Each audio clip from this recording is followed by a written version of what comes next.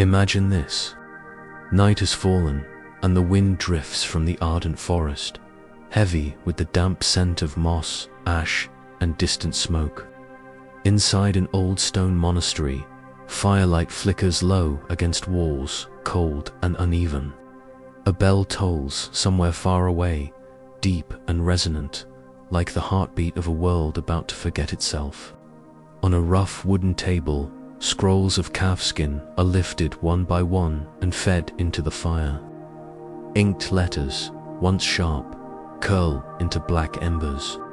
And you, sitting here in the quiet darkness, are not just a witness, you are a seeker. The flames crackle, spitting sparks like dying voices. The air smells of charred parchment and beeswax candles melting down to their final drops. Beeswax, a small detail, perhaps, or perhaps not. The bee, that ancient emblem, belonged to kings who ruled long before Rome as blessing mattered. Could it be that even in the fire, the old symbols refuse to vanish? They say history is written by the victors. But what happens when history is not simply rewritten, but burned deliberately, ceremonially, as if to cauterize memory itself? What does it mean when kings are not just dethroned, but erased, their blood declared unworthy, their very names forbidden to linger on parchment? Do you hear it? The silence between each crack of the fire. It is not empty. It breathes. It waits. It hums with something unresolved. The monks who throw the scrolls into the fire never speak. Their eyes are downcast, not with triumph, but with guilt, or perhaps obedience. They know that some truths cannot be destroyed, only driven underground. And perhaps you feel it now, that faint whisper rising through the smoke, asking you, what if? What if the dynasty erased tonight was not lost? What if the bloodline still pulses somewhere beneath the stones? What if silence itself is not absence, but storage? You see, fire destroys paper, but it does not destroy memory. Memory seeps into symbols, into rituals, into stone. In long hair never cut, in bees hammered into golden rings, in spirals etched on cathedral floors where pilgrims still walk in circles. These are not decorations. They are codes left behind for eyes patient enough to notice. Have you ever stepped into an old church and seen a small anomaly that made you pause? A rose window with 7 petals instead of 5. A spiral carved into a column base where no one would normally look. A bee hidden in stained glass. Did you wonder, even for a moment, why? Or did you walk past, letting the symbol remain a whisper unseen? Perhaps the artisans carved them for beauty alone.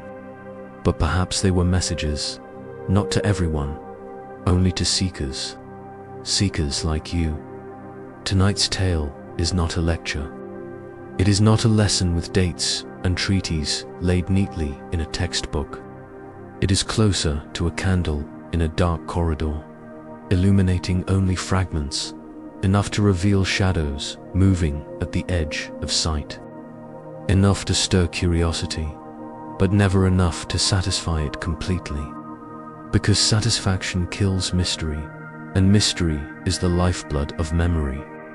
This corridor leads back to the Merovingians, the long-haired kings of the Franks, a dynasty said to have been chosen not by papal coronation, but by something older, by inheritance, by blood, by myth. They claimed descent from a figure touched by the sea, perhaps divine, perhaps monstrous, and for that reason, or maybe because of it, the church feared them. So much so that their history had to be purged, their names swallowed in silence. But ask yourself, if they were ordinary kings, why burn their records? Why strip their symbols from tombs? Why ensure their long hair was cut, their bodies sent into monastic exile? What were they hiding that frightened the victors so deeply? You lean closer to the fire in your mind. You see a scrap of parchment curling in the embers, the ink smearing like blood in water. A single symbol survives the burn. A bee, a spiral, a rose. It glows for a moment before collapsing into ash. You reach out with your hand. The warmth presses against your palm, and you understand, memory is not gone. It only changes form. Tonight, you are not merely a listener. You are a keeper of fragments. The ones the monks failed to burn. The ones that still hum in silence, waiting for someone to notice. So, as your breath slows and your eyelids grow heavy, remember, this story does not begin with crowns and treaties. It begins with fire, with the deliberate destruction of memory. But ashes are not the end. Seeds germinate in ashes. Bees carry pollen after the storm. Silence, too, carries truths no book dares preserve. The Merovingians were meant to vanish. But some truths do not sleep, they wait. And so, seeker, the invitation is laid before you. Will you follow the hum of the bees? Will you step into the spiral? Will you search in silence for what was never meant to be found? The flame hisses low. The last scroll curls, blackens, and collapses. The room is dark now. Only silence remains. But silence, as you know, is not nothing. It is a vault, a chamber, a vessel, and what it holds is where our story begins. The fire has faded. The ash lies cool in its stone cradle. Yet, as you sit in the darkened hall, another sound begins to emerge. Not the crackle of parchment dying, but the echo of water. Slow, rhythmic, eternal. The hush of waves, the breathing of the sea. Close your eyes, seeker, and follow that sound. Imagine the shoreline of ancient Gaul, where mist rises thick at dawn and the salt air tastes both bitter and sweet. The tide presses against rocks, leaving white foam like lace upon a widow's gown. And from this shore, a myth was born. They say the first king of the line, Merovingian, was no ordinary man. He was conceived not only of flesh, but of sea. Some called it Neptune, others whispered of a beast, a quinator, half creature, half divine. Was this a god, a monster, or merely a story draped in waves to hide something too strange to speak aloud? Picture the scene. A queen bathing in the ocean's edge. The water folds around her like liquid silk. And then, from the deep, something rises. Not seen fully, only felt. A shadow moving beneath, a sudden chill, a stirring of foam. From that moment, a bloodline begins. A child born not just of man, but of the sea's secret. What does it mean to be of the sea? The sea is endless, unknowable, dangerous, yet life-giving. It hides ruins and wrecks, swallows armies, but also feeds the shore with fish and salt. The sea is a keeper of memory.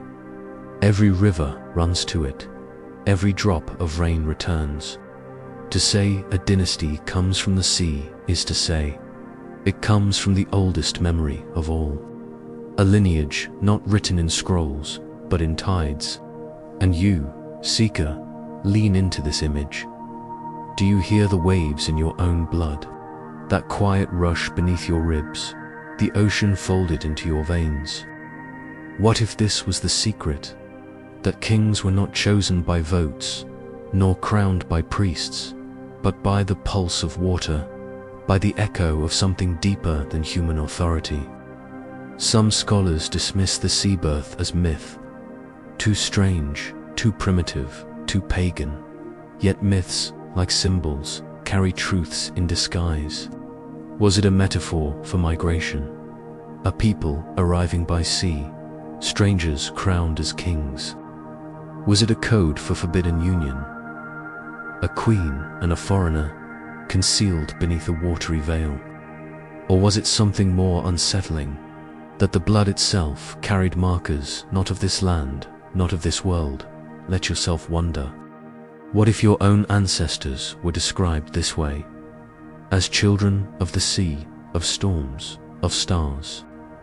Would you dismiss it as fable, or would you feel it, quietly, as a clue buried in your bones? The child of the sea grew to be Merovic, the first of the long-haired kings, and it was the hair that mattered.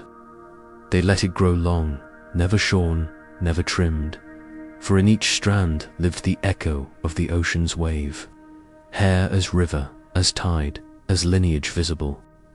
When enemies captured a king, they cut his hair first, to sever the sacred bond. Can you feel that, seeker? The way the body becomes symbol, the way a lock of hair becomes a thread of power. What if our own bodies carry hidden codes? What if memory is not only in words, but in the curl of hair, in the rhythm of heartbeat, in the salt of tears? Legends multiply around this child of the sea.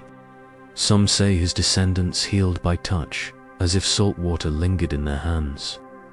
Others claim they dreamed visions before battles, their eyes lit by something beyond the horizon. Were these exaggerations, or echoes of something the church could not allow? And here is the question that burns softly in the dark. Why fear such a story? Why erase a dynasty born of sea and symbol? Unless their origin carried a claim more dangerous than any sword. A claim that kings were not merely appointed by the church, but chosen by something older, untamed, and uncontrollable. The monks who burned the scrolls could destroy parchment, but could they destroy tide? Could they silence the hum of waves that still beat against the cliffs of Aquitaine? Even now, if you stand on that coast at night, the sea roars like a voice too vast to cage, and somewhere in its rhythm, perhaps, the memory of a child born of its depths still lingers. You breathe deeper. You taste salt on your tongue, though no ocean is near. You feel damp sand under your feet, though you sit far from any shore. This is how memory works. It does not stay in one place. It rises like mist. It calls like tide. Seeker, ask yourself, what if Merovic was more than legend? What if the sea child was real, and his bloodline carried not just political claim, but spiritual weight? What if the church, in its silence, knew that the tide could not be crowned, only feared? The waves hush again. The bell in the distance tolls once more. You open your eyes, and the fire has long gone out. But in the silence, you feel it. Water moving beneath stone, an underground current, a river flowing unseen. The child of the sea is not gone. He is a reminder that some origins cannot be erased, only submerged. And perhaps, seeker, you too are standing at the edge of a tide tonight. Will you step into it? Or will you let the waves retreat, carrying their secret back into the dark? The sea has retreated into silence, leaving behind a single figure, the child of the tide, now grown, now crowned, and upon his head something more sacred than gold hair, long, unbroken, flowing down his back like a river that refuses to be dammed. Close your eyes, seeker. Imagine a candlelit hall. Warriors kneel, their iron helmets clutched in hand, but the king does not wear such armor. His weapon is subtler, his shield invisible. His power rests in each strand of hair, glinting with oil, heavy with uncut years. This hair is not vanity, it is covenant, it is lineage made visible. Why hair? Why something so fragile, so easily cut, so ordinary? Or is it ordinary? Have you not felt your own hair between your fingers, realizing it is the only part of you that grows outward, reaching away, yet still carrying the memory of your body within it. Hair, in this bloodline, was said to hum with destiny. Each strand was a river, each curl a wave, each lock an oath. They were called the long-haired kings, reges, crinity. To cut their hair was not grooming, it was desecration. It was severing their claim.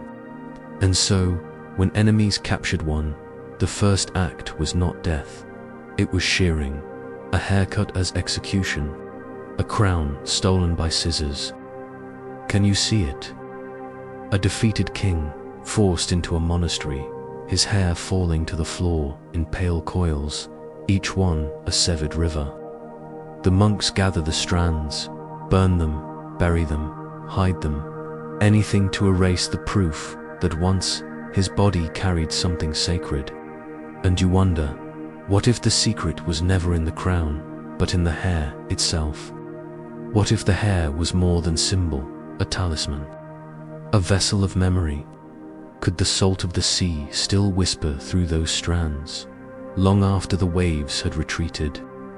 Legends say that when the long-haired kings walked among their people, even peasants would touch the hem of their robes, not for fabric, but to brush against the tips of their hair, believing healing or fortune would pass to them. Did they truly heal, or did belief itself make it real? And if so, is not belief the strongest magic of all? The church frowned at such devotion. Priests preached that power flowed through sacraments, not strands. Yet the people did not listen. They saw the hair and felt a current.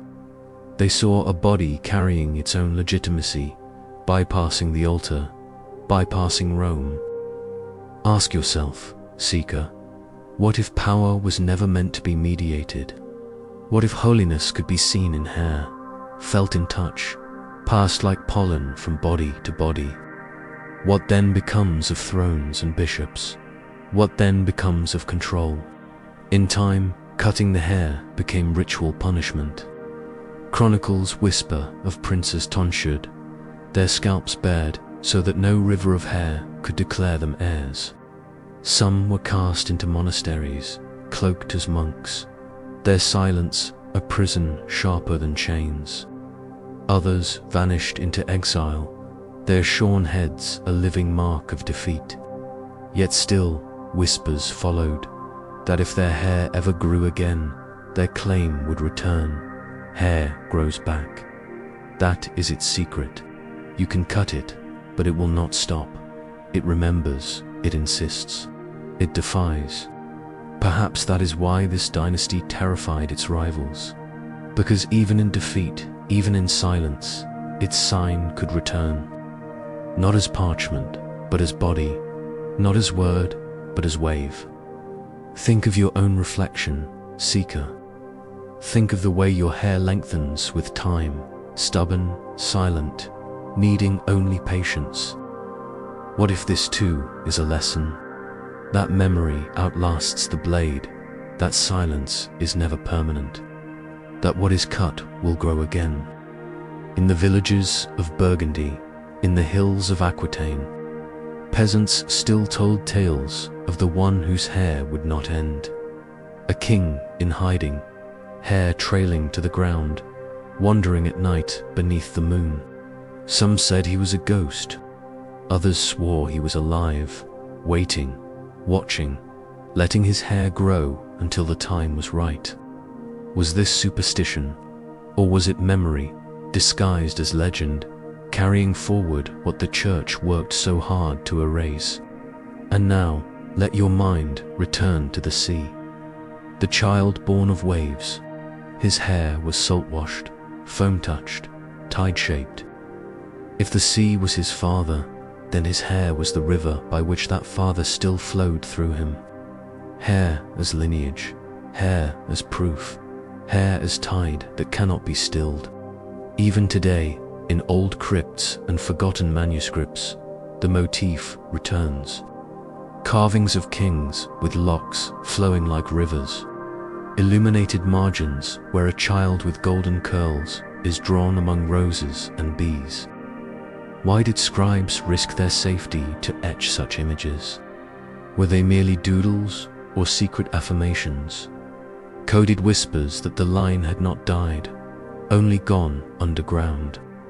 Seeker, feel your own scalp tingling. Imagine that each strand of hair is an antenna, listening for memory, humming with echoes older than your name. What if the Merovingians believed exactly that? What if their crowns were not of gold, but of living thread, binding them not to Rome, but to the sea, to silence, to something beyond? The monks thought they could sever it, but hair is stubborn. Hair grows back. So tell me, if you found a lock of such hair preserved in wax, would you burn it, or would you keep it close, listening to the hum? The silence deepens now. You breathe slowly. The scent of beeswax returns, faint but unmistakable. Somewhere a bell tolls again, not to mark time, but to remind you. The long hair of kings is not just history. It is symbol, it is code. And codes, once recognized, cannot be unseen. And so, the story of the Merovingians continues, not in palaces, but in whispers, not in crowns, but in strands, not in answers, but in questions. And you, seeker, carry those questions now. The hair has been cut, the kings exiled, the chronicles smudged with silence. Yet symbols, seeker, are harder to erase than crowns. Symbols hum, they bloom. They return when no one expects them. And two of the most persistent to that refuse to die are the bee and the rose. Close your eyes. Hear it first. The low vibration of bees, a sound so ancient it is almost a hymn. Their wings shimmer like golden threads weaving the air. They are small, fragile, yet together they form a hive, a kingdom without throne, ruled by order deeper than decree. Did the Merovingians choose the bee as emblem, or did the bee choose them? Picture the tomb of Childeric, uncovered centuries after his burial. There, among weapons and jewels, lay hundreds of golden bees. Not lions, not eagles, not crosses, bees. Why would a dynasty so powerful leave itself symbolized not by strength of claw, but by the hum of a hive? Bees gather honey, sweet and healing. They pollinate, carrying life from flower to flower. But they also sting, fierce in defense of their queen. To where the bee is to claim more than royalty. It is to claim continuity, resurrection, the cycle of hive and swarm, life endlessly renewed. What if each golden bee was not mere ornament, but a code, a sigil declaring, we do not die, we return. And now, seeker, see the rose. A red bloom carved into cathedral stone, painted in manuscripts, embroidered into robes. 5 petals, or 7, or sometimes more, each one unfolding like a secret. To some, it was the flower of Mary. To others, the mark of blood. And to whispers in the shadows, it was something deeper. The flame of the hidden womb. The lineage carried through women, veiled in silence. Have you ever looked into the heart of a rose? It spirals inward, petal folding over petal, leading always deeper. A labyrinth in miniature. A symbol not of conquest, but of concealment. Could it be that the bee and the rose were twin emblems? The bee humming of survival, the rose whispering of blood. Together, they tell a story the chronicles dared not keep. A story that lineage is more than throne, that memory is more than parchment. Ask yourself, what if the rose carved into a baptismal font is not mere decoration, but a reminder that sacred blood once mingled with holy water? What if the bees stitched into Napoleon's robes were not fashion, but resurrection? his attempt to claim kinship with a line declared extinct. Symbols are stubborn, seeker. They outlive sermons. They hide in plain sight, waiting for those with eyes willing to see. You may have walked past them before. Roses in glass, bees in stone, spirals in floor tiles. Did you think them random? Did you dismiss them as art? Or did you pause, sensing something older humming beneath? The peasants of Burgundy still told stories.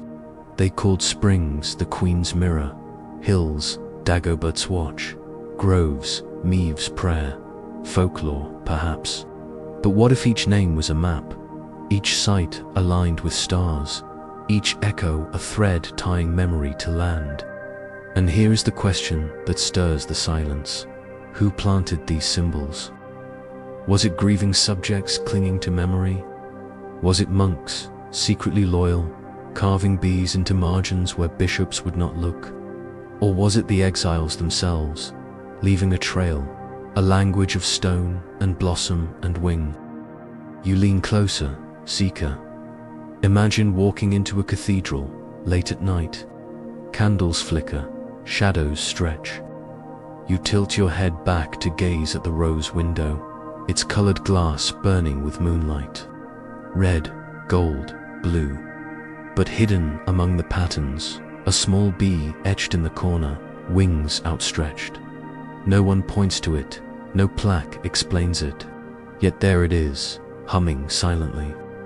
What if the bee and the rose are not two symbols, but one?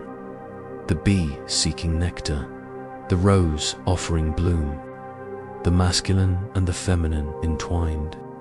Kingship not as domination, but as union, as covenant, as balance. Was this the secret the church could not allow? That power might pass not through papal blessing, but through sacred partnership. And what if the rose was more than symbol? What if it was the blood itself, the womb as grail, the vessel carrying lineage forward unseen? Scholars have argued for centuries. Some say the grail is a cup. Others whisper it is not a chalice at all, but a bloodline, a living vessel, a rose blooming through centuries of silence. And so the bees hum still, their sound low but insistent. The roses bloom still, their petals opening in stone and song. Together they remind us, what is cut will grow back, what is silenced will hum again, what is buried will bloom when the season turns. Seeker, pause now. Do you hear a faint vibration in your own chest, as if bees stirred beneath your ribs? Do you feel the warmth of a rose unfolding in the dark of your memory? That is not imagination. That is symbol speaking. That is silence carrying meaning across centuries. The long-haired kings are gone, their tombs disturbed, their names erased. Yet when you see a bee, when you see a rose, you see them. They endure not in palaces, but in petals, in wings, in whispers. So the question returns, as always. What if these symbols were left for you? What if they were not relics of the past, but invitations for the present? Will you dismiss them, or will you lean closer, listening to their hum, inhaling their scent, letting their mystery guide you deeper into the labyrinth of history? The hive murmurs, the rose unfolds, and you, seeker, are no longer only listening, you are remembering. The bees hum, the rose blooms, and yet more symbols whisper in the silence. Two among them stand out, strange in their persistence. The tilted cross and the spiral. Close your eyes, seeker. Imagine a manuscript, its parchment brittle, its margins illuminated by careful hands. At the center of the page, a red cross. But look again, it is not upright. It leans, tilts slightly, like a constellation fallen from its place in the heavens. Why? Was it carelessness? Or was it code? The cross, upright, is order, authority. The Church's blessing stamped on kings and empires. But tilted, it becomes something else. A sign of fracture, of exile, of a line broken but not destroyed. The fall of a dynasty, yes, but also the survival of its shadow. Could this be what scribes were hinting at? That beneath the official record, another story tilted silently into view. And what if the tilt is not fall, but direction, a compass point? A veiled arrow leading those who dare to look beyond the obvious. What if each tilted cross carved into a seal or etched into a coin was not mistake, but instruction? An invitation, look deeper, follow further, do not stop at the surface. Now, turn your gaze from parchment to stone. You walk into an old chapel, the air heavy with incense, the floor cool beneath your feet. And there, in the crypt, you see it. A spiral carved into the stone tiles. Round and round, inward and outward, unending. You step closer. The spiral pulls at your eyes, at your breath. You feel yourself walking it, even as you stand still. The spiral is ancient, older than kings, older than crosses. Druids etched it, mystics traced it, stars themselves seemed to follow its pattern. Eternity, recurrence, the endless return. But here, in the shadows of Merovingian chapels, the spiral takes on a subtler meaning. Not eternity in the abstract, but a secret loop of time. A bloodline hidden, buried, waiting, returning. What if the spiral is the dynasty's true signature? Not loud, not obvious, but subtle, patient. What if, in every labyrinth, carved into cathedral floors, in every spiral etched into rings or manuscripts, the same message was whispered? We are not gone, we return. Seeker, have you ever walked a labyrinth? Slowly, one step at a time, the path coils inward, then outward, then inward again. You never truly lose your way, though it feels like you might. The path always leads to the center, though not in a straight line. What if this, too, is the story of the bloodline? Exile, return, silence, memory, always circling, never ending. Some believe the labyrinths of Chartres and Reims were not merely pilgrim exercises, but secret initiations. Each step a reenactment of the dynasty's buried journey. To walk the spiral was to walk with them, to trace the hidden loops of history. And if you walked with silence in your heart, perhaps you would hear the hum of bees, smell the rose blooming in the dark. And now, let the two symbols meet. The tilted cross, the spiral. Do you see how they echo each other? Both are deviations from the straight, the rigid, the official. Both lean, both turn, both resist the fixed lines of authority. One tilts, the other coils. One falls from heaven, the other burrows into earth. Together they form a language of resistance, of memory that refuses to stay still. What if every cathedral is a book, written not in words, but in geometry? What if each tilted cross, each spiral tile, was a page in a hidden gospel of lineage? The Church declared the bloodline extinguished. But what if the masons, the scribes, the artisans carried it forward in silence, leaving signs that only seekers would notice? And what of you, seeker? Have you walked past a spiral without pausing? Have you glanced at a cross leaning sideways and thought nothing of it? What if, even now, you are surrounded by signs waiting to be read? Symbols do not explain themselves. They invite, they whisper. They require patience. A spiral never shouts. It pulls you slowly, inward, deeper, until you realize you are standing at the center, surrounded by silence that is not emptiness, but presence. Seeker, let yourself ask, what if history itself is a spiral? What if dynasties return, not in the same form, but in echoes, in archetypes, in whispers that rise again when the world is ready? The monks tried to straighten the story, to cut the hair, to erase the bee, to silence the rose. But the spiral resists straight lines.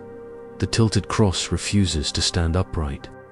History bends, loops, tilts, and in those bends, the hidden survives. So tonight, as the silence deepens and the fire fades, remember this. When you see a spiral, you are walking with kings. When you see a tilted cross, you are reading a secret. And when you listen closely, the hum of bees and the scent of roses will tell you. The story is not over. It never was.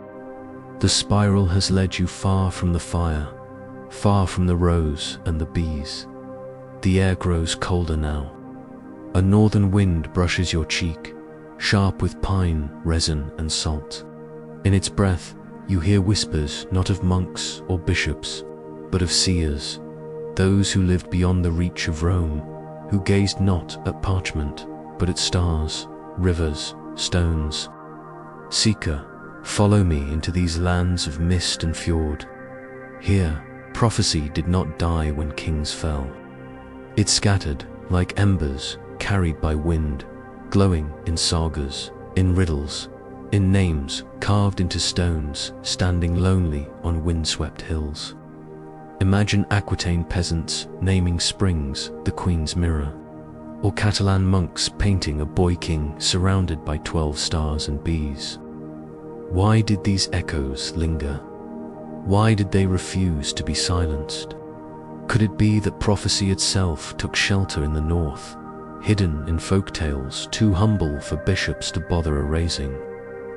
Listen now to a story told in Burgundy. Villagers spoke of a long-haired stranger who appeared before storms. Sometimes he blessed children. Sometimes he stood in silence beneath the moon. They called him the Watcher. Was he ghost, myth, or exiled king whose hair grew back after the blade? And in Catalonia, high in Montserrat, a monastery preserves a broken mural, a boy in red robes, a crown of stars above his head, a bee at his side. Is this Christ child, or another child of the sea, another heir smuggled into obscurity? If it is allegory, why the bee? Why 12 stars, when the old chronicles whisper of 12 hidden heirs scattered in silence? Seeker, do you hear how prophecy works? It never arrives as clear decree. It comes in fragments, in symbols painted hastily, in stories told around fires, in the tilt of a star above a mountain. Prophecy is not instruction, it is invitation. The north is full of such invitations. Legends tell of a prince fleeing persecution, carrying a seal marked with the cross and rose. His name shifts, sometimes Tiari, sometimes Amaric, always northern, always vanishing into the hills. Was he real, or was he a story woven to keep memory alive? What if both are true? What if prophecy works not by declaring, but by remembering? Not by predicting, but by refusing to let silence win? Even the Islamic records of mention white men from the north dressed in blue and gold, who carried gifts but refused to speak their king's name.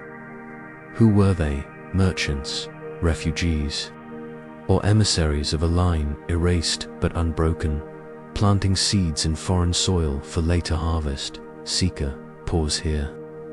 Ask yourself, why would they refuse to speak their king's name? Was it fear of betrayal?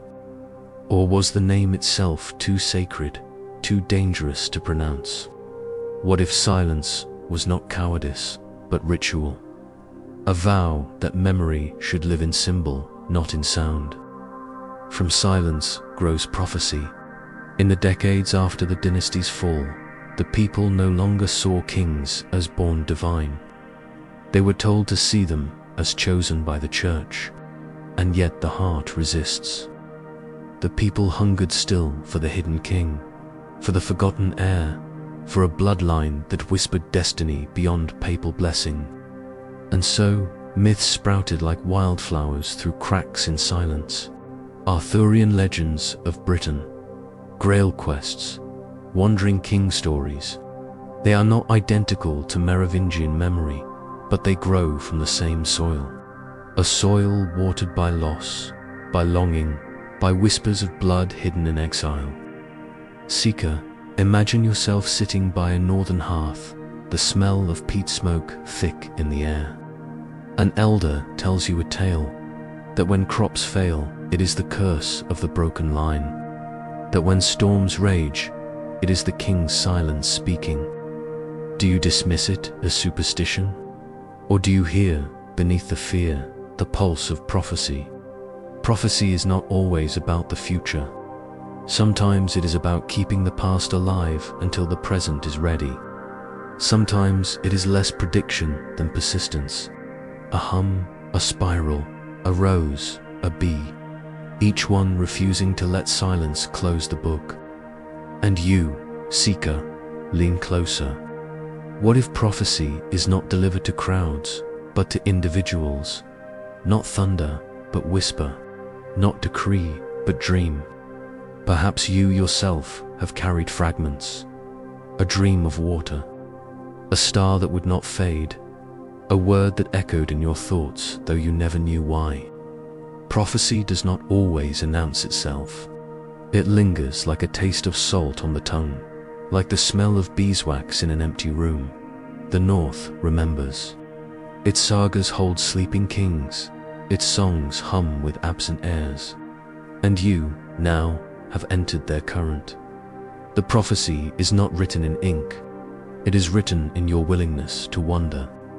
So when the wind rattles the windows tonight, when the trees creak like old ships and the sky flashes with stormlight, pause, ask yourself, what if this is not random? What if somewhere, long ago, a stranger blessed a child beneath the moon, and that blessing rippled forward to this very moment? What if the prophecy was never about them, but about you? The northern wind quiets, the embers of prophecy glow, and silence, once again, is not emptiness, but promise. The northern wind has faded, leaving a hush. Into that silence, another rhythm begins, the measured strike of hooves on stone, the jingle of bridles, the faint hum of iron against scabbard. Knights are moving, seeker, and their name will be whispered for centuries. The Templars, but before they became legend, before they were painted as bankers, warriors, heretics, or saints, they were men in exile. Men carrying something older than papal blessing, something heavier than swords. Some say they carried fragments of Solomon's temple, others relics too sacred to name. Yet others whisper they carried memory itself, the memory of a bloodline declared extinct. Picture it, the 12th century, the Crusades raging, Europe trembling under cross and crescent. The Templars rise as a force of order, sworn to defend pilgrims, sworn to protect. Yet beneath their vows, another silence hums. They bear a red cross on white, upright, visible. But look closer. In seals, in manuscripts, the cross tilts, just slightly, echoing that old fallen constellation. What if the red cross was not their invention at all, but inheritance? What if it came not from papal decree, but from the Merovingian line, carried in secrecy across generations? Seeker, imagine their hidden halls. Torchlight flickers against stone. Shadows twist along walls carved with spirals and roses. Bees appear in margins of their codices. A language not taught, but remembered. What if their true treasure was not gold or grail, but continuity? The preservation of symbols, the protection of a story the church tried to bury. Some chronicles whisper of Templars traveling not east, but north and west. carrying sealed chests to places the papacy could not reach. Scotland, Scandinavia, even the rugged coasts of Iberia, were these chests filled with relics, or with parchments too dangerous to burn, genealogies that linked back to the child of the sea. Pause, seeker. Imagine the journey. A knight rides, under moonlight, cloak heavy with rain, carrying not wealth, but silence. He knows the church hunts him. He knows betrayal could come from within his own order.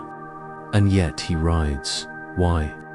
Because some truths must move, must scatter, must exodus. The fall of the Merovingians left a vacuum.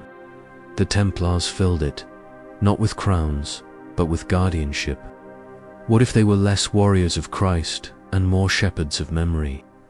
Their fate was no gentler than the kings they may have served.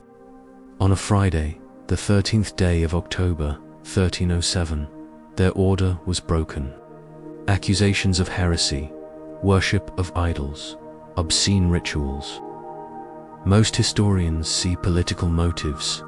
The French king coveted their wealth. The Pope feared their independence. But what if, seeker, the charges contained shadows of truth? Not of demons, but of secrets. What if their hidden veneration of bees, of roses, of spirals, was recast as heresy because it tied them to the forbidden line? Ask yourself, why were they accused of worshipping a severed head? Why of honoring a feminine presence? Why of guarding treasures unseen? Could it be that they honored not a demon, but a lineage? That the head was a skull of an ancestor, preserved as relic? That the feminine was the rose, the womb, the vessel of blood? That the treasure was not gold, but genealogy? When the flames consumed their Grand Master, Jacques de Moor, witnesses swore he cursed his accusers and the church itself. Yet what if his curse was not vengeance, but prophecy? A whisper that the line, like hair, like bees, like roses, would return. And so the Templars scattered. Some fled to Scotland, to islands where papal reach faltered. Some to Portugal, where the order was reborn under another name. Others disappeared entirely, swallowed by mountains and seas. But everywhere they went, symbols followed. Tilted crosses carved into chapels, spirals in floor tiles, bees stitched into cloaks, roses painted into margins. Seeker, what if their true exodus was not escape, but planting? What if they scattered seeds of memory across Europe, ensuring that when the time came, the bloodline's whisper would awaken again? Look at maps of old Templar sites. Notice their strange alignments, as if tracing constellations on the earth. Was this mere coincidence, or was it sacred geometry? The spiral extended across landscape, the tilted cross etched into geography itself. And think, why did legends of hidden treasure arise wherever they had been? Why does every valley, every ruin, every castle linked to them carry rumors of something buried beneath? Is it because treasure truly lies there? Or because the true treasure was always memory, and memory burrows into stone, into soil, into silence? You hear it again, the clink of armor, the hoofbeats fading into the dark. The Templars are not gone, not fully. They survive in symbols, in myths, in architecture that refuses to align neatly with official history. Seeker, what if their exodus was not a loss, but a passage? What if they became the silent bridge between the fallen kings and the myths of Grail, of hidden heirs, of knights guarding something too sacred to name? Close your eyes now. You stand at the threshold of a ruined Templar chapel. The roof is gone, the walls broken, but the floor remains. You trace your hand along the stone and feel a spiral beneath your fingers, worn by centuries of feet. You step back and see a cross, faint, tilted, carved into the lintel. Bees swarm in the grass outside, their hum steady as prayer. A wild rose grows through the cracks, petals soft against stone. Coincidence or a language? You lean closer, you listen, the silence hums. The Templar exodus was not only escape, it was instruction, for seekers who would come centuries later. For you. And so the question rises once more. What if the Templars did not guard treasure, but memory? And what if you, tonight, are part of that same guardianship, carrying the whisper forward, not in sword or shield, but in silence, in wonder, in willingness to see? The nights ride on, the symbols remain, and the exodus, seeker, has only just begun. The knights have scattered, seeker, their order broken, their halls emptied, their names condemned. Yet silence, as you now know, is not absence, it is vessel, and into this vessel the Templars poured something precious. Alliances, not the loud alliances of kings signing treaties under banners, but quiet ones, sworn at midnight, whispered over cups of mead, carved into the wood of long tables, sealed with the clasp of hands, rough from sword and plough alike. Close your eyes. Imagine the northern lands, the fjords of Norway, sharp with salt air, the forests of Denmark, hushed beneath endless pines, the castles of Scotland, battered by wind and sea. These were places where Rome's hand could not press as firmly, where the papal gaze dimmed, and silence could nest like a bird in the rafters. Here, the Templars found refuge, and here they found allies. But who would ally with a hunted order, branded heretic? Only those who shared their exile. Only those who also carried memory that could not be spoken aloud. What if the northern kings, so often painted as fierce but marginal, were themselves heirs of older lines, keepers of fragments, long ignored? What if they, too, knew the whisper of bees, the hum of spirals, the promise of roses? Some chronicles hint at it. In Scotland, the order found sanctuary after their fall in 1307. Robert the Bruce, excommunicated, battling for survival, welcomed them. Coincidence or recognition? Did he see in them not just warriors, but keepers of memory like his own? And in Scandinavia, sagas murmur of white-cloaked knights arriving from the south, carrying relics, teaching sacred geometry, building chapels that still stand. Their proportions aligned to stars no priest could explain. Were these mere masons, or emissaries planting the spiral once more? Seeker, imagine a long hall in Denmark. Torches, smoke, shadows flicker across carved beams.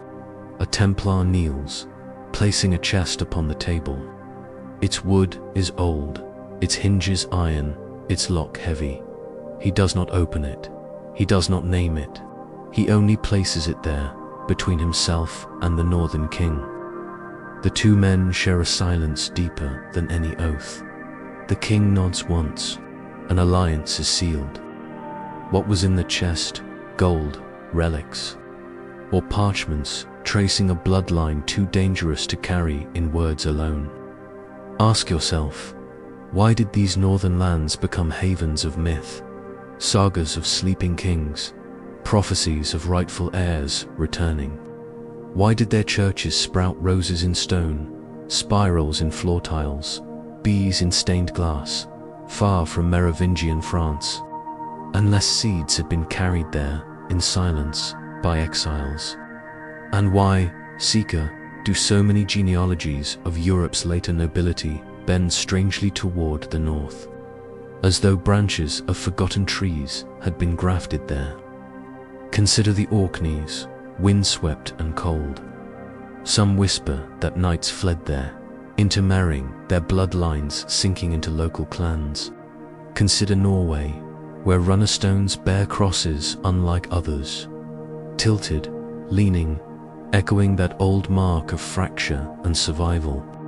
Consider Sweden, where labyrinths of stone dot the coasts, spirals traced not for defense, but for memory.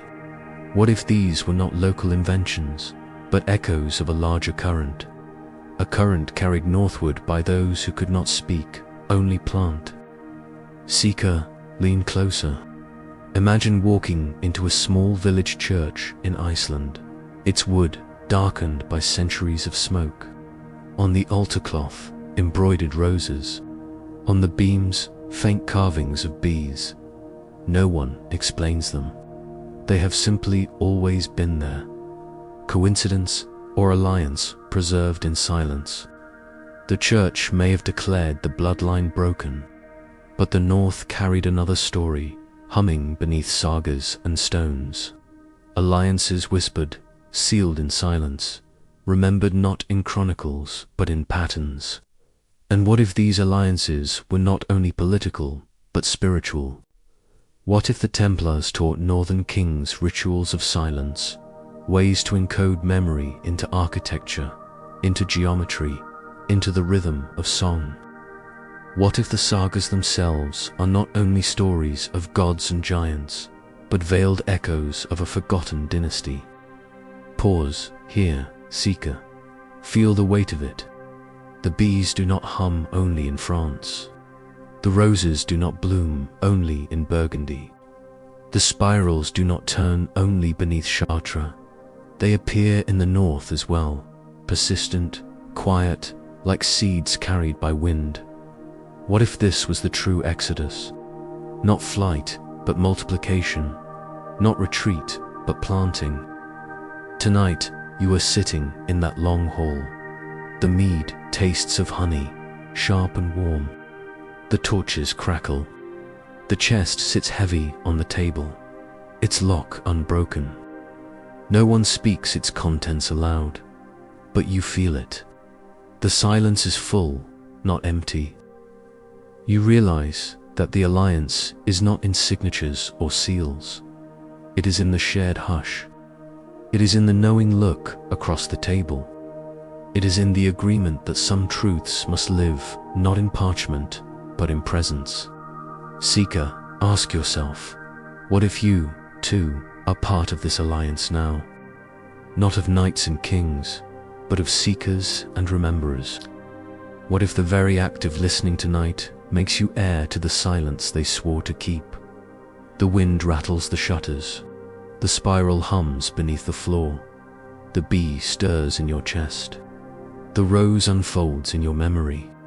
And the alliance, ancient, fragile, enduring, continues through you.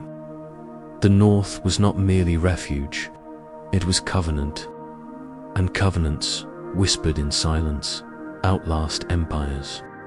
The alliances have been sealed in silence. The chests remain unopened. The symbols, bees, roses, spirals, drift northward, woven into wood, stone, and song.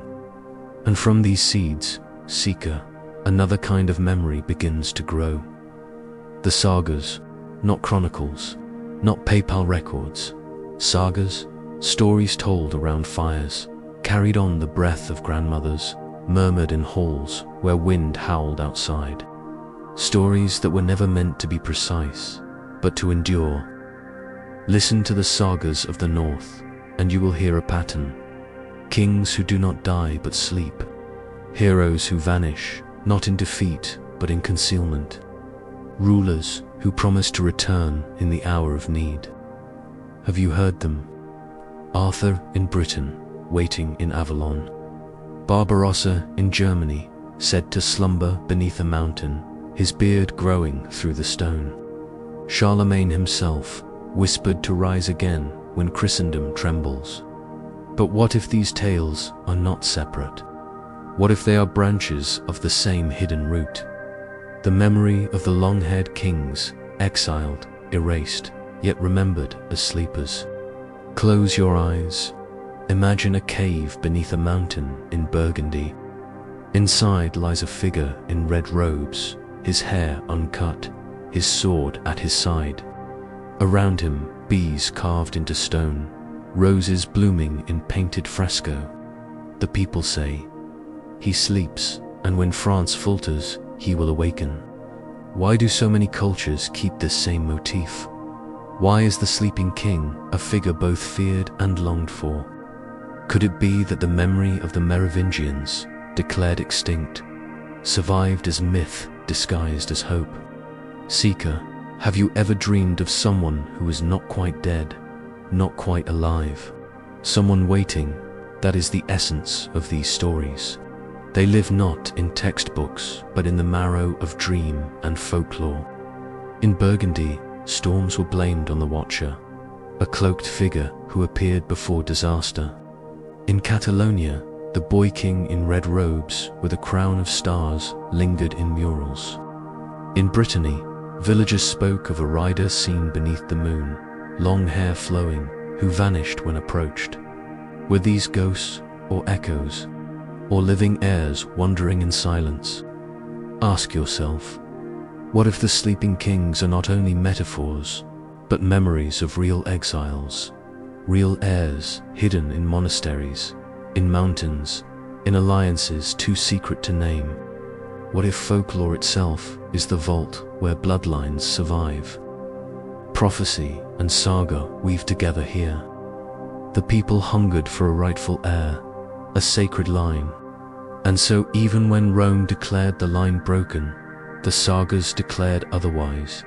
He is not dead, they said. He sleeps, and in that sleep lies power. For to sleep is to wait, to sleep is to prepare, to sleep is to endure until the time is right. Seeker, imagine you are in a northern hall. The fire crackles. Children lean close as the elder tells the tale. One day, when the world is broken, he will rise again. His hair will flow once more. The bees will hum, the roses will bloom, the spiral will turn, and the true king will return. Do you feel the hush in the room? The way even the youngest holds their breath? That is not mere story. That is longing shaped into words. That is memory refusing to fade. And so, across centuries, the sagas multiplied. Arthur in Britain, Barbarossa in Germany, hidden heirs in Catalonia, wandering kings in Burgundy. Each story distinct, yet each humming the same refrain. The line is not broken. The king will return. Could it be, seeker, that these are not fantasies at all, but fragments of one story, refracted like light through stained glass? That the sleeping kings of legend are veiled echoes of Merovingian heirs? If so, then the sagas are more than bedtime tales. They are encrypted prophecy. They are memory dressed as myth, waiting for seekers willing to notice the pattern. And what of you? Do you feel it? That stirring when you hear of a king who will rise again. That strange ache, as if you, too, are waiting. Perhaps the sagas are not only about kings. Perhaps they are about us, about the part of every soul that longs for what was lost, what was silenced, what was unjustly buried. The sagas hum like bees in the dark.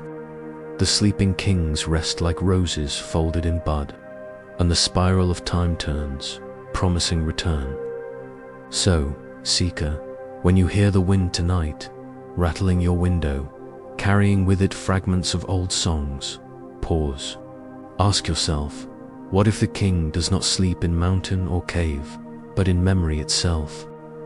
What if the sleeper is within you, waiting to awaken at the right hour? The fire fades, the hall grows quiet. The saga is done, but its echo, the promise of the sleeping king, lingers, and silence, once more, becomes vessel. The sagas fade into silence. The sleeping kings rest in caves of legend. But silence, seeker, does not only keep itself in words and stories. Sometimes it takes form in stone. Close your eyes.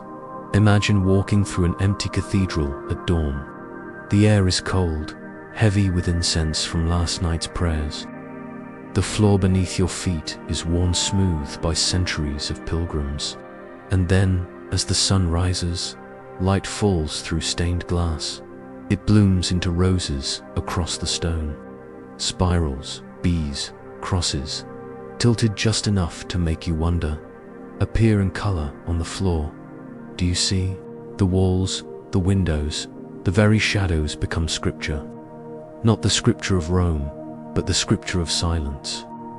The Merovingians may have lost their crowns, but their memory entered mortar and glass. In Chartres, a labyrinth lies inlaid in the nave. Pilgrims once walked it slowly, step by step, as though retracing a forgotten exile. In Reims, the rose windows burn with geometries echoing burial mounds older than the church itself.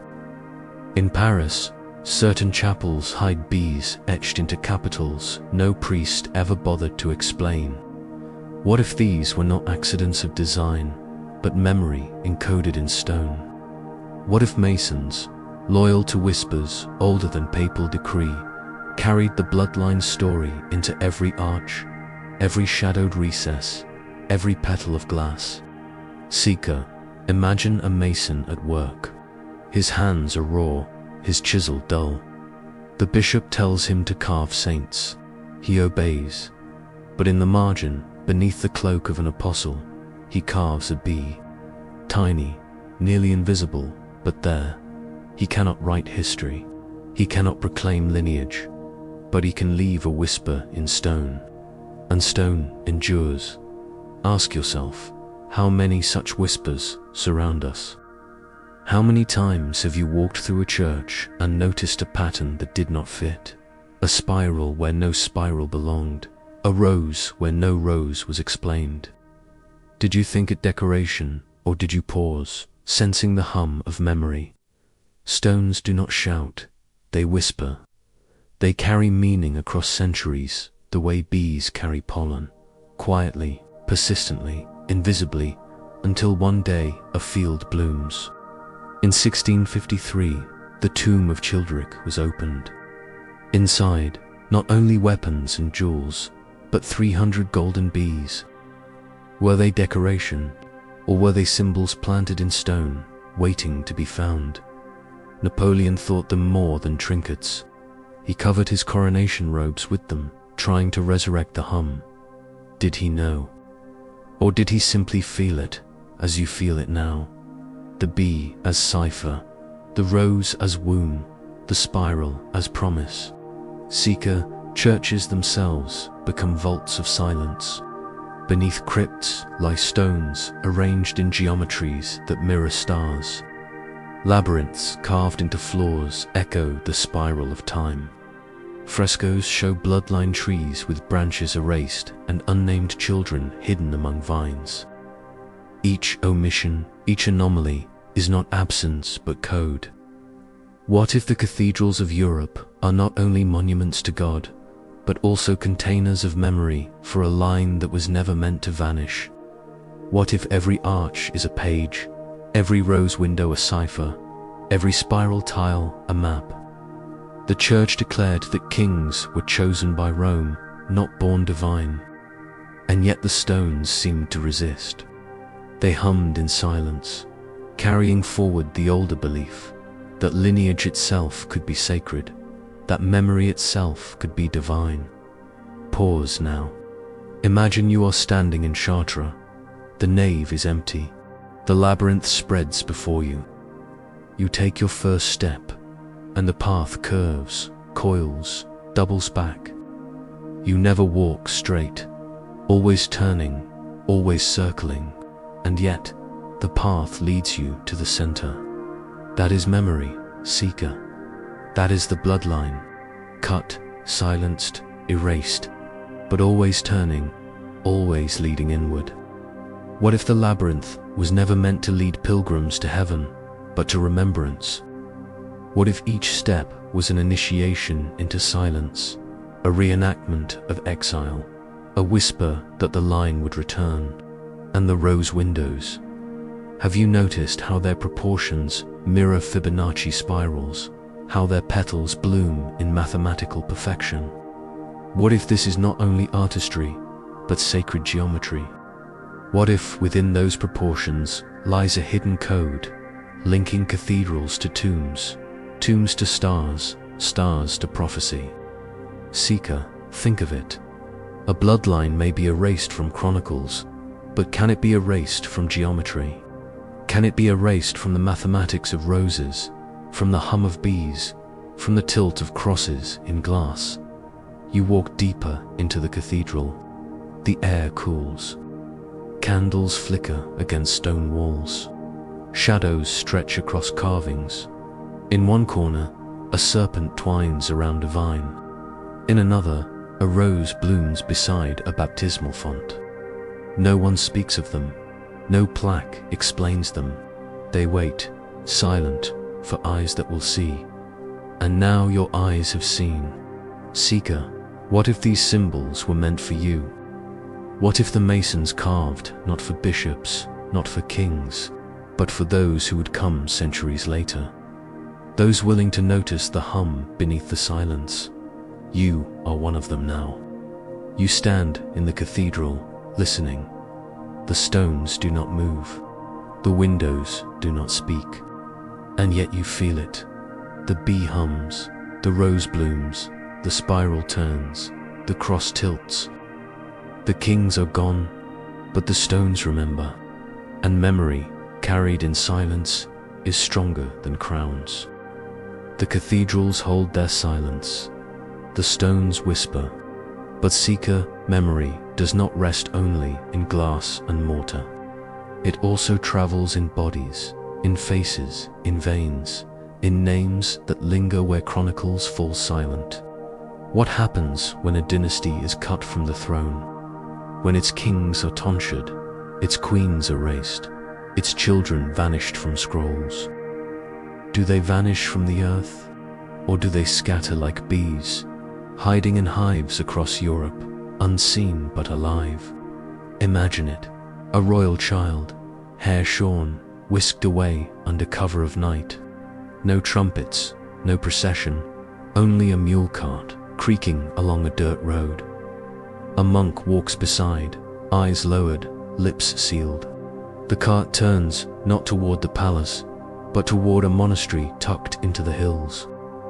The child disappears into silence, officially dead, unofficially alive. How many times did this happen? How many heirs were erased not by sword but by exile? Seeker, look at the genealogies of Europe. Notice the odd grafts. Unnamed daughters married to counts in Spain, anonymous brides of Norman lords, mysterious cousins folded into Italian nobility. Their names fade, replaced by the Frankish lady or the wife of the count. But what if these were not ordinary marriages? What if they were deliberate concealments, branches of the bloodline hidden in plain sight? Folklore hints at it. In Catalonia, the story of Amalric, the northern prince, persists. In Aquitaine, peasants whispered of red-haired children blessed by strangers. In Burgundy, villagers remembered a cloaked man who appeared before storms, touching infants on the forehead before vanishing. Were these tales inventions, or fragments of real exiles moving quietly through foreign lands? And ask yourself, why do so many noble houses of later centuries carry names that echo Merovingian roots? Why do coats of arms in Basque country bear roses and bees? Why do certain Italian families guard archives filled with cryptic references to kings who do not appear in official chronicles? Seeker, perhaps you feel it now, the way exile itself becomes memory. The kings may have lost their thrones, but their bloodlines slipped underground, into marriages, into monasteries, into villages too small for Rome to notice. Imagine a monastery in Montserrat, a boy king painted in mural, red robes, 12 stars above his head, a bee at his side. Was he myth, or was he memory of a real child hidden in holy silence, his lineage preserved behind cloister walls? And think of the Islamic chroniclers, of who wrote of pale men from the north, dressed in blue and gold, who carried gifts but would not speak their king's name. Why silence? Why secrecy? Unless the name itself was too dangerous, carrying a claim Rome would crush. Bloodlines in exile do not shout, they whisper. They do not conquer, they wait. Even in exile, symbols follow. A spiral carved into a chapel beam in Scotland, a rose embroidered on a bride's gown in Navarre, bees stamped into coins from Aquitaine. Were these mere ornaments, or silent affirmations, proof that the bloodline still pulsed, though hidden?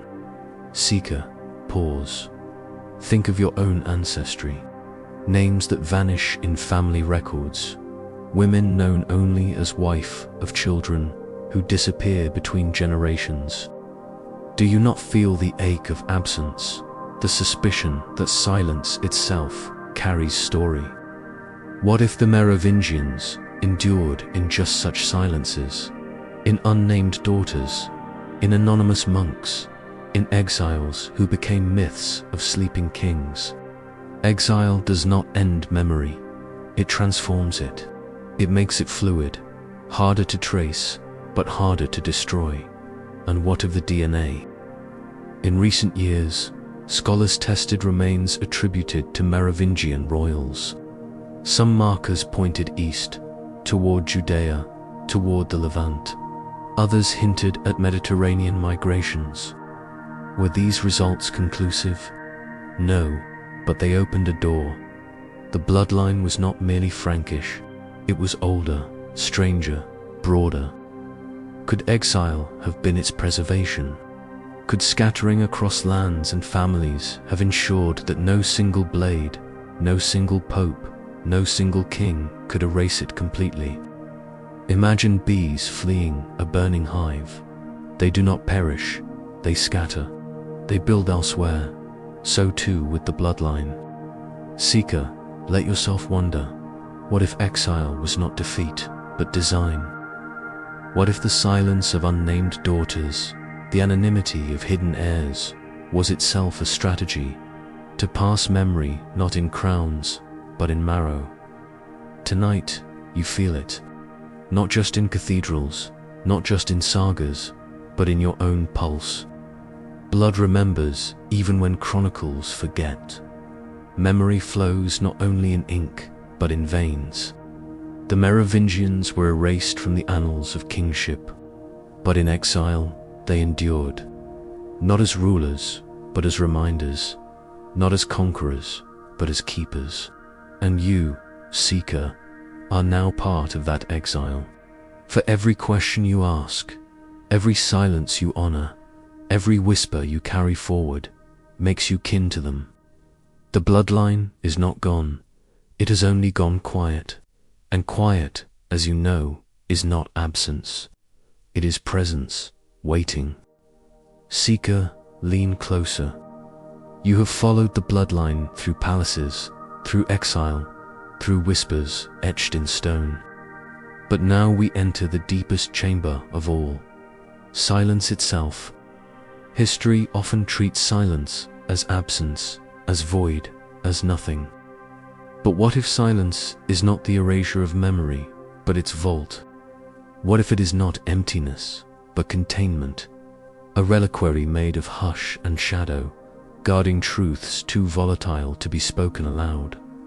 Think of the monasteries, the scribes who copied texts day after day, margins filled with flowers, labyrinths, bees, spirals.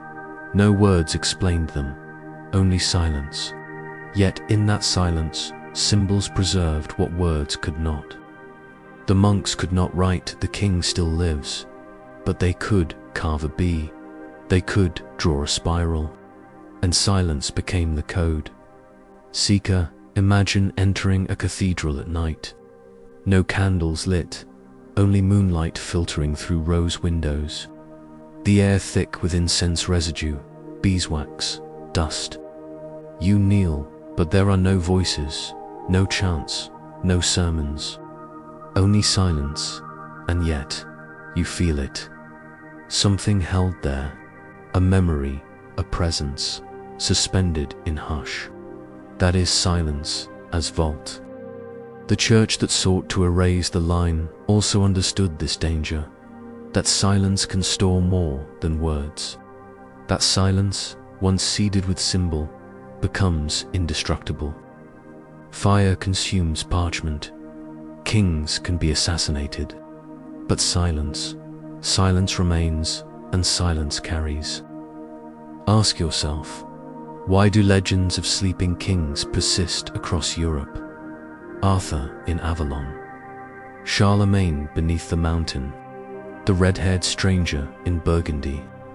They are not recorded as facts, they are whispered in silence, and yet they endure longer than treaties. Is this not proof that silence holds better than proclamation? The bloodline, hidden in exile, relied on silence. No declarations, no open claims, only murmurs, symbols, pauses where names should be, and because of that, they survived. Silence as shield, silence as vault. Seeker, you may wonder, how can silence preserve more than speech? Consider this. A word once spoken can be contradicted. A document once written can be burned. But silence leaves no target. It is formless. It cannot be destroyed. It can only be carried. In southern France, villagers still speak of the watcher who appeared before storms. No record names him. No chronicle marks his deeds. Only silence remains, and yet the tale persists. Passed from mouth to mouth, it outlasted papal decrees. That is silence as living memory. Even modern discoveries hint at this. DNA markers found in graves disturbed, resealed, hidden. Nothing in documents, nothing in official records, but silence held. Bones kept their quiet testimony until the day science could listen. Silence waited. Seeker, pause and breathe. What if silence itself is not passive? What if it is active, a keeper, a guardian, a vault? What if the Merovingian legacy was not merely lost, but deliberately folded into silence, knowing that silence would preserve it longer than any chronicle? Symbols are the key. The bee, the spiral, the rose, the tilted cross. Each one a whisper embedded in silence. Together they form a lexicon, a silent language waiting for seekers to learn it. Have you noticed how often silence itself feels heavy in ruins, in crypts, in forests at dusk? That weight, is it not the sense of something held? Something unspoken but alive? The Merovingians may have trusted silence more than power, because power decays, thrones fall, but silence endures. Silence travels across centuries like a sealed reliquary, and only those who lean close, seekers like you, can hear its hum. Seeker, imagine again the labyrinth in Chartres Cathedral. Pilgrims walked it in silence, step after step, no words, no instructions. Yet each turn of the spiral preserved a memory, not in speech, but in movement. Silence teaching what voices could not. Silence encoding lineage in footsteps. What if every silence you've encountered in this story is not a gap, but a map? A deliberate vault, built to preserve a legacy until the right eyes, the right ears, the right hearts could receive it. Tonight, you are inside that vault.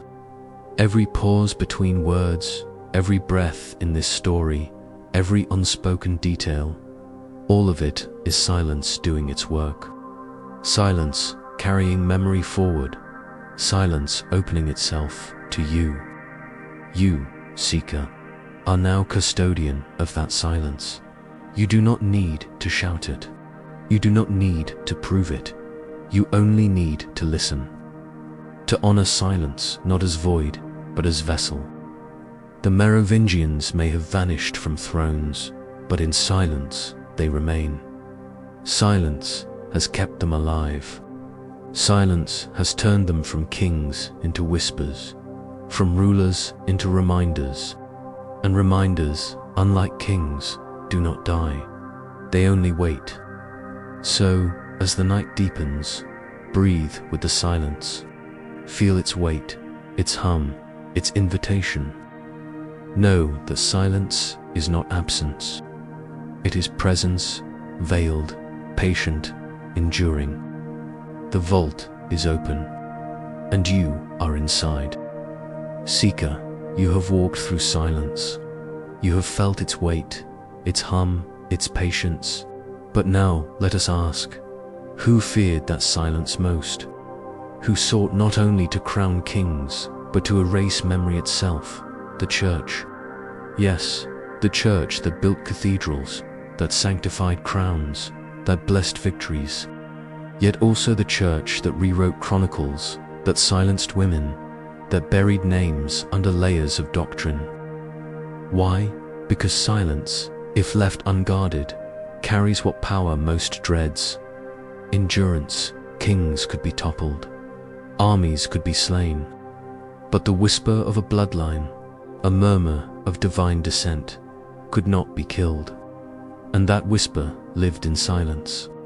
Seeker, imagine a monk in Burgundy, quill trembling. He copies a text about Frankish kings. A gap appears in the lineage. He knows a name should be there. He has heard the villagers still speak it, yet he is ordered to leave it blank. His silence becomes obedience, but also resistance. For silence, though imposed, becomes memory. The missing name calls louder than the written ones. This is what the church feared, that silence would outlast ink, that symbols, bees, spirals, roses would carry more than decrees, that memory itself could resist theology. The devil, Seeker, was a known adversary. He could be fought with prayers, sacraments, rituals, but silence was untamable. Silence could not be exorcised. It could not be burned at the stake. Silence lingered, humming beneath stone, waiting for seekers to lean closer. And so the church tried to drown silence with sound. Bells rang, chants filled cloisters, sermons thundered against heresies. Yet beneath it all, the hush persisted. Every chant ended, every bell ceased, and silence returned, heavier than before. Do you see, Seeker? The fear was not of emptiness. It was of fullness. A fullness the church did not control. For if the Merovingian bloodline was divine, if its exile was concealment rather than extinction, then the church's claim to divine authority wavered. No longer the sole mouthpiece of God, only an interloper. Consider the legends of Dagobert II, the king murdered in silence. His death was written in vague terms, an ambush while hunting. No culprit named, no motive declared. Why so vague? Because clarity would reveal complicity. Because silence itself became the weapon. And yet, that same silence birthed rumors that Dagobert survived, that his children lived, that his line endured. The church feared that, not the devil, not demons, but the possibility that kings of blood might rival kings of blessing, that a sacred lineage could bypass papal authority. Even architecture bears this fear. Look at the rose windows, spirals hidden in capitals, labyrinths in cathedral floors. Why allow such anomalies? Perhaps because masons slipped them in under cover of silence, and bishops, suspicious, looked away. Better to keep silence than to name the threat. Seeker, think of Napoleon. Why did he sew golden bees into his coronation robes? Why resurrect a Merovingian symbol instead of the fleur-de-lis of Bourbon? Because he, too, understood the church's fear. The bee was older than Rome's blessing. The bee whispered of legacy untouched by papal hand. By adorning himself with bees, Napoleon declared, "My authority does not come from the church. It comes from silence older than you." And this is what terrified the Vatican most. Not rebellion, not heresy, but continuity outside their grasp. A bloodline unbroken, a silence ungoverned. Seeker, do you feel the tremor in that thought? What if truth itself cannot be owned? What if lineage, symbol, silence all carry a memory that no throne, no pulpit, no library can destroy? The church feared questions more than answers, because answers can be refuted, but questions spread. They burrow, they refuse closure, and the greatest question of all, did the bloodline survive? If yes, then every coronation blessed by Rome was counterfeit. If yes, then silence was the true scripture. If yes, then seekers like you are not heretics, but heirs. And so, the church buried more than bones. It buried memory. It suppressed women's names, erased daughters, silenced queens. It forced silence to serve it, not realizing that silence serves only itself. Silence kept what Rome could not. Seeker, listen. The real fear of the church was never the devil. The devil was convenient, dramatic, loud. But silence is subtle, invisible, immortal. Silence keeps secrets the church tried to erase. Silence whispers still, in roses carved into chapels, in bees embroidered on banners, in spirals traced on labyrinth stones. And tonight, you are listening to what the church feared most. Not hellfire, not rebellion, but you, a seeker leaning close to silence, hearing what was never meant to be forgotten.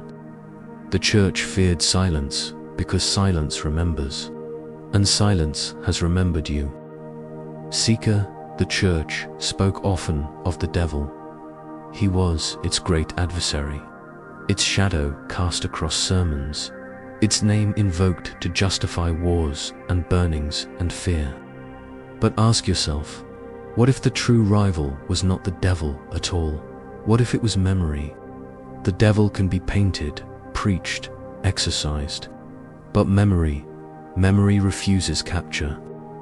It moves like water through cracks, seeping into stone, into lullabies, into symbols carved above chapel doors. And long after flames have consumed the parchment, memory still hums.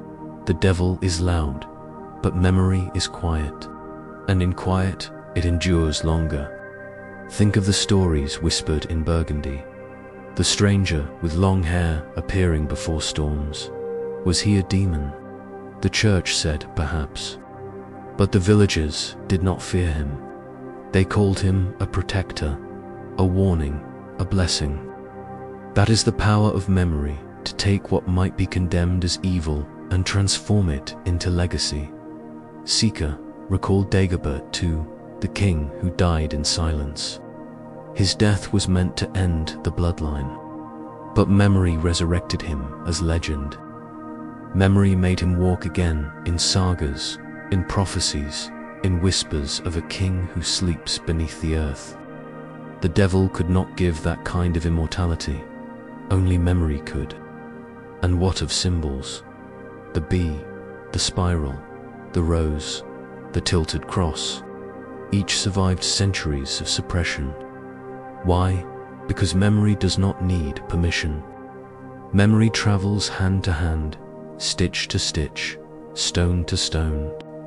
The devil can tempt, but memory teaches. The devil destroys, but memory rebuilds. Seeker, imagine a rose window glowing at dusk. Light pours through red and gold glass, patterns swirling.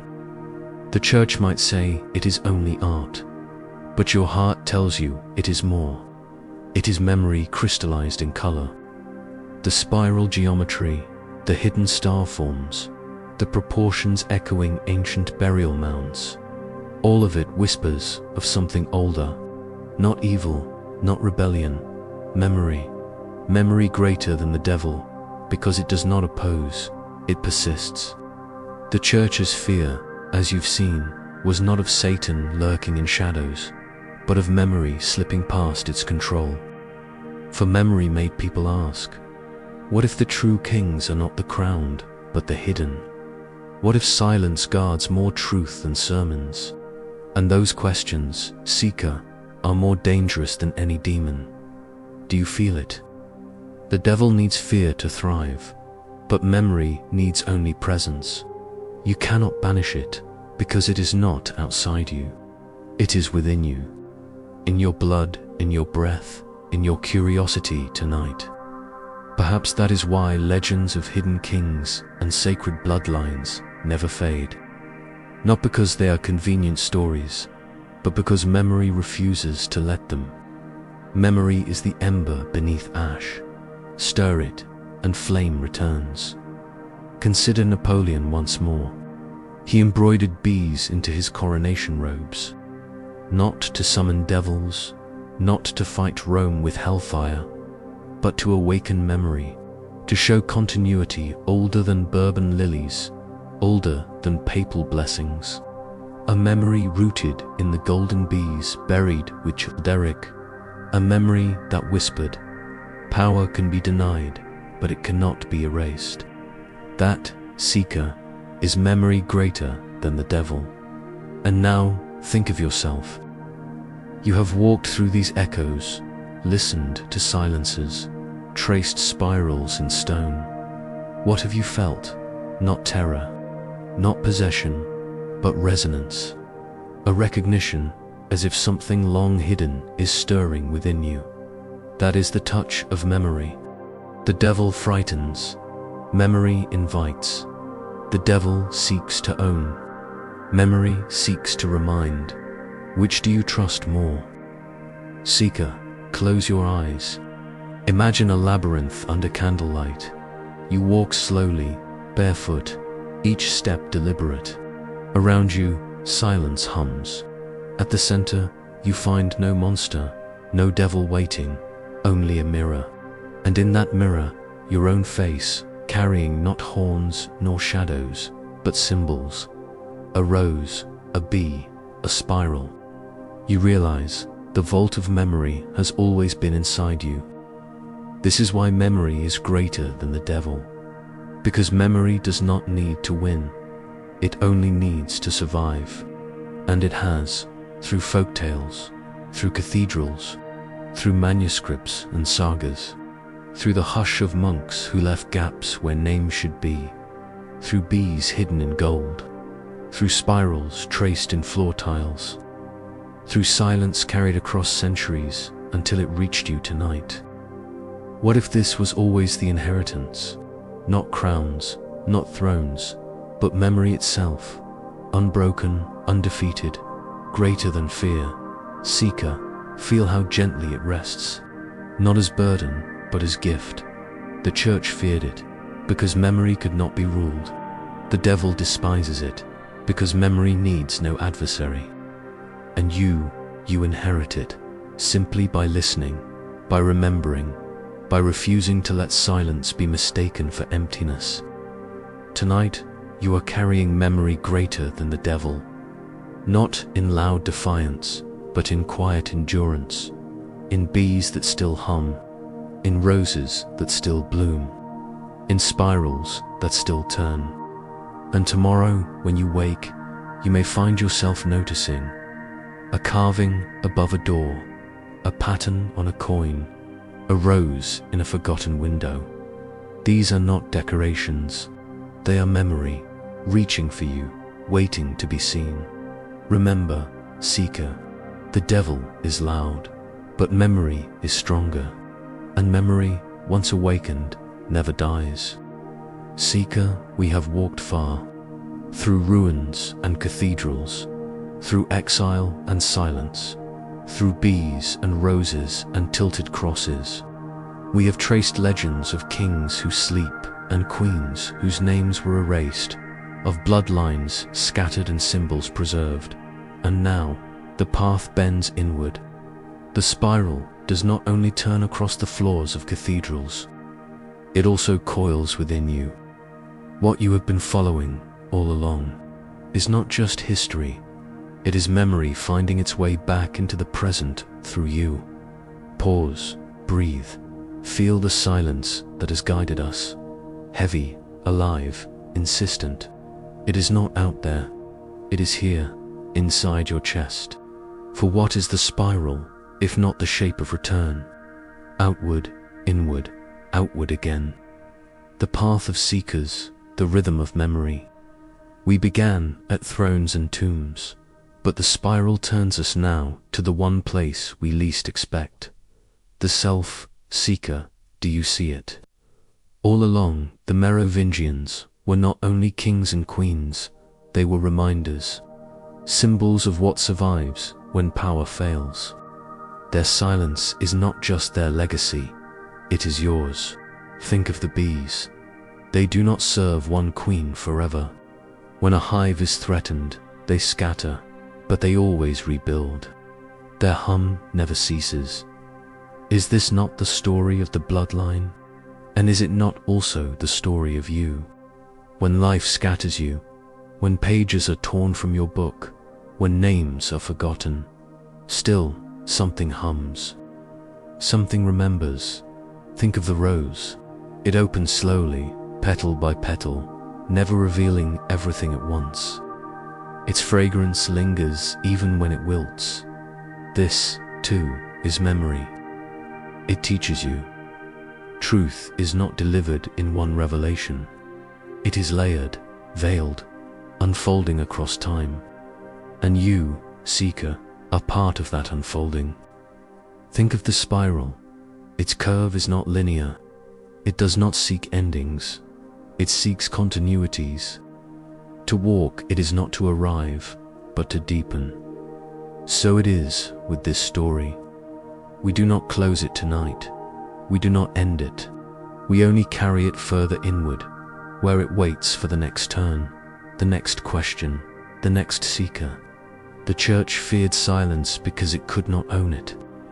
The world feared memory because it could not erase it.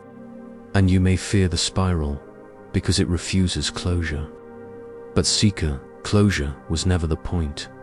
Continuity was. Ask yourself, what if the bloodline that never died is not written in DNA alone, but in curiosity? What if inheritance is not crowns, but questions? What if your willingness to listen, to follow silence, to notice bees carved in stone and roses glowing in glass? What if that is the true survival of the line? Seeker, the spiral has turned, and it has led us here, to you. Feel again the weight of absence we began with, the missing names, the erased chronicles, the silences in history. Were they accidents or invitations? Did the kings vanish, or were they placed in silence so that you could rediscover them now, centuries later? What if that was always the point? That memory is not a relic, but a living current. That history is not dead, but breathing. That the spiral does not end in their story, but in yours. Seeker, you are the vault now. You are the reliquary of silence. Every image, every symbol you carry forward ensures that the hum endures. Not in thrones, not in crowns, but in seekers who remember. The spiral teaches that inward is also outward, that the more you hold memory within, the more it shapes the world around you. Tomorrow, when you see a bee embroidered on cloth, you may pause. When you notice a rose in an old window, you may feel its fragrance linger. When you trace the shape of a spiral, you may sense the line never broke. And in that moment, the Merovingians are alive again, not as rulers, but as reminders, not as kings, but as keepers. Seeker, listen one last time. Silence is speaking, not as absence, as presence, not as void, as vessel. It tells you. The story was never only about them. It was about you. about every seeker willing to lean into the hush, to walk the spiral, to inherit memory greater than the devil. And so the spiral turns inward, into your breath, into your blood, into your questions that will not die, into your willingness to carry whispers forward, to see beyond what textbooks declare, to honor silence as more than emptiness. This is your inheritance. This is your throne, not of stone, of memory. The spiral turns, and you turn with it. Carry it, seeker. Carry it softly, carry it silently, carry it well, for the story does not end. It waits, humming in silence, waiting for the next turn, the next dream, the next whisper. And tonight, that whisper is you.